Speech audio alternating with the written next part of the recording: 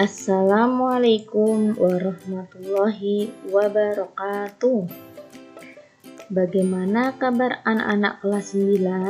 Semoga selalu diberikan kesehatan dan selalu bersemangat dalam pembelajaran hari ini. Jumpa kembali dengan Bu Istiqomah dalam pelajaran Pendidikan Pancasila dan Kewarganegaraan. Hari ini kita belajar bab 5, yaitu Harmoni Keberagaman Masyarakat Indonesia. Sebelum pembelajaran, marilah kita berdoa. Berdoa mulai. Selesai. Coba anak-anak persiapkan alat tulisnya dan buku PPKN-nya.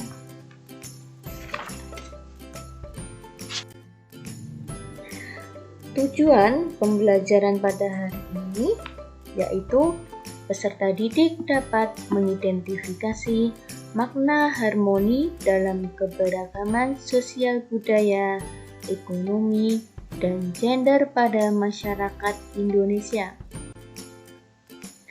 Peserta didik mampu mendeskripsikan permasalahan sosial budaya, ekonomi, dan gender pada masyarakat Indonesia. Mendeskripsikan upaya penyelesaian masalah sosial budaya, ekonomi, dan gender pada keberagaman masyarakat dengan makna harmoni dalam keberagaman sosial budaya, ekonomi, gender dalam Bhinneka Tunggal Ika. Pengertian harmoni keberagaman. Harmoni menurut ID Wikipedia berasal dari bahasa Yunani dari kata harmonia yang berarti terikat secara serasi atau sesuai. Keberagaman dapat diartikan berbeda atau bermacam-macam. Harmoni dalam keberagaman masyarakat Indonesia dapat diartikan suatu keselarasan atau keselarasan dalam perbedaan di dalam masyarakat Indonesia. Masyarakat Indonesia terdiri dari berbagai golongan, suku, etnis atau suku bangsa, ras, agama, dan budaya. Mereka hidup tersebar di berbagai wilayah negara Indonesia. 1. Harmoni dalam keberagaman sosial budaya.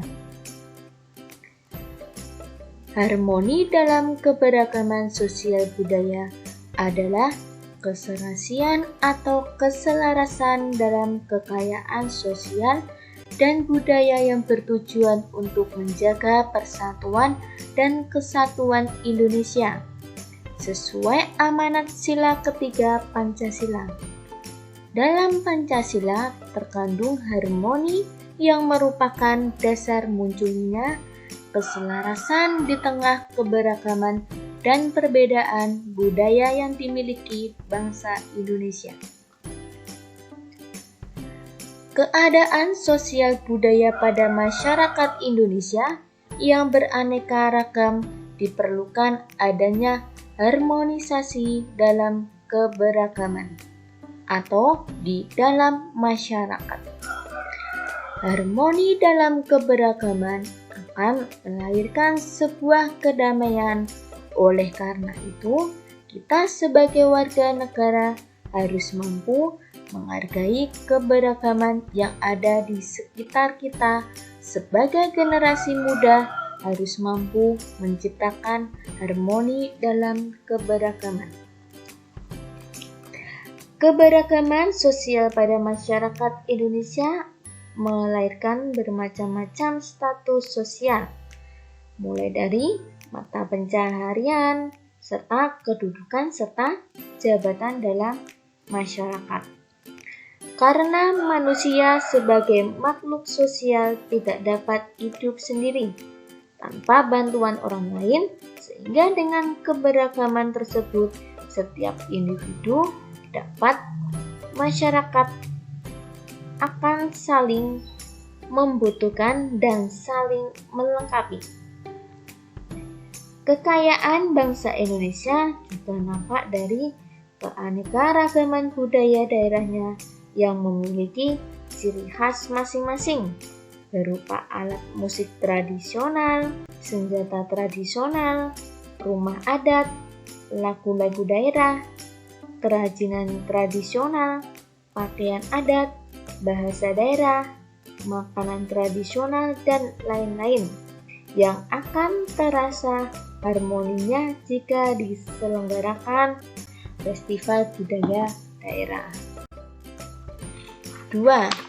Harmoni dalam keberagaman ekonomi pada masyarakat. Pernahkah kalian pergi ke pasar, supermarket, atau mall?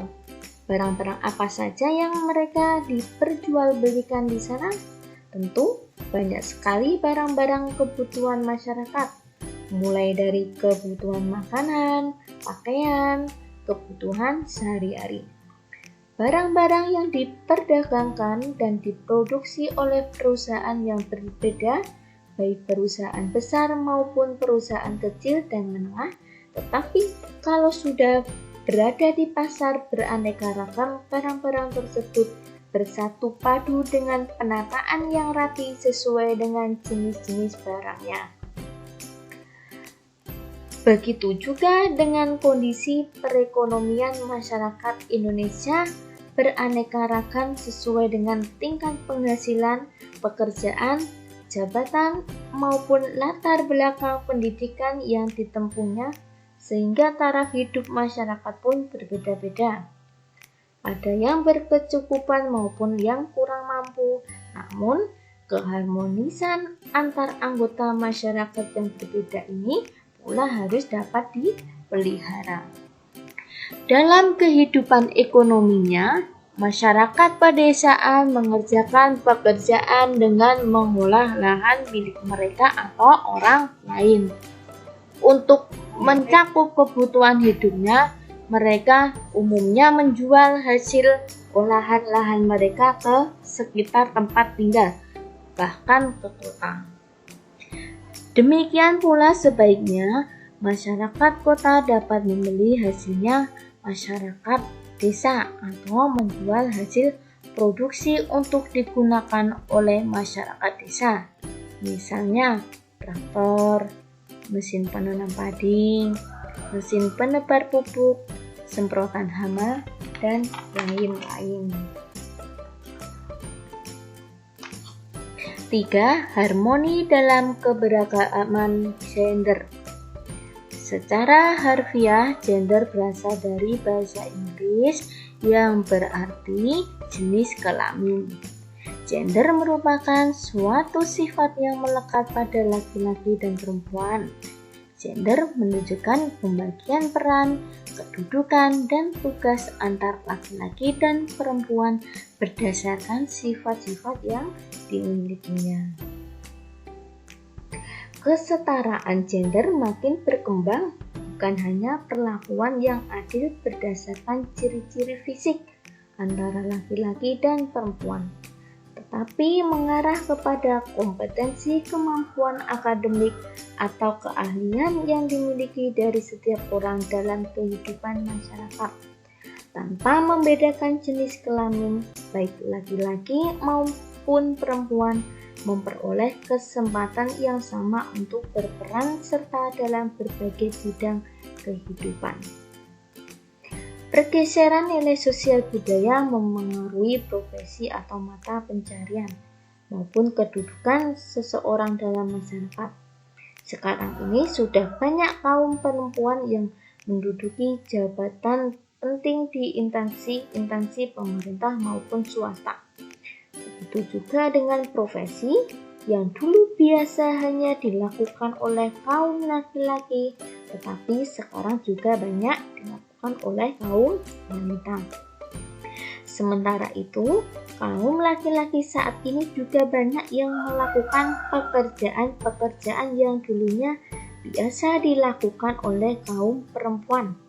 Misalnya, ada yang berprofesi sebagai chef atau ahli masak, desainer atau penata rias. Dengan demikian, apapun profesi, kedudukan, atau jabatan di masyarakat, baik laki-laki maupun perempuan, memiliki kesempatan yang sama untuk berperan serta dalam kehidupan sosial, budaya, ekonomi, politik, pertahanan, dan keamanan sesuai dengan kemampuan masing-masing. Permasalahan dan akibat yang muncul dalam keberagaman masyarakat Indonesia. Keberagaman Indonesia, baik sosial, budaya, ekonomi, dan gender, membawa pengaruh kepada kebudayaan masyarakat setempat. Jika tidak ditanggapi secara baik dan positif, adanya keberagaman suku, bangsa, dan budaya akan berdampak negatif, seperti timbulnya pertentangan antar budaya dan muncul konflik. Di mana letak permasalahan dalam keberagaman ekonomi? Permasalahan dalam keberagaman ekonomi terletak pada berbagai usaha yang dilakukan manusia tiap daerah untuk memenuhi kebutuhan. Di mana letak permasalahan dalam keberagaman gender? Permasalahan dalam keberagaman gender terletak pada kehidupan sosial kultural masyarakat Indonesia. Laki-laki cenderung dipandang lebih tinggi derajatnya dibandingkan perempuan. Hal tersebut merupakan dampak pandang masyarakat sehingga dapat menghambat kegiatan dan perkembangan pola pikir seseorang. Masalah sosial dapat dikelompokkan menjadi 4 jenis faktor penyebab. Faktor penyebab yang pertama ada faktor ekonomi. Permasalahan sosial yang disebabkan oleh faktor ekonomi, misalnya karena tidak seimbang antara pendapat dan pengeluaran, tidak tercukupinya kebutuhan hidup, terutama makanan, pakaian, tempat tinggal, dan jaminan kesehatan. Yang kedua, faktor budaya. Kebudayaan yang berkembang saat ini banyak dipengaruhi oleh kemajuan teknologi serta masuknya budaya asing. Gaya hidup yang cenderung meniru budaya asing juga memicu munculnya masalah sosial. Faktor ini harus mendapat perhatian secara serius karena kebudayaan pada suatu negara dapat mencerminkan kebiasaan masyarakat. Mempelajari atau mendalami pendidikan agama dapat mencegah, menyadarkan, ataupun menyaring budaya asing yang masuk. Ketiga, faktor biologis. Faktor ini dapat menyebabkan timbulnya masalah sosial seperti kurangnya fasilitas-fasilitas kesehatan yang layak, kondisi ekonomi maupun pendidikan masyarakat tidak mencukupi. Keempat, faktor psikologis. Selain ketiga faktor di atas, ada juga faktor psikologis. Masalah dari faktor ini dapat muncul jika psikologi suatu masyarakat sangat lemah. Faktor psikologis juga dapat muncul jika beban hidup yang berat misalnya dirasakan oleh masyarakat khususnya yang ada di daerah perkotaan, pekerjaan yang menumpuk sehingga menimbulkan stres. Lalu dapat menimbulkan luapan emosi yang nantinya dapat memicu konflik antar anggota masyarakat.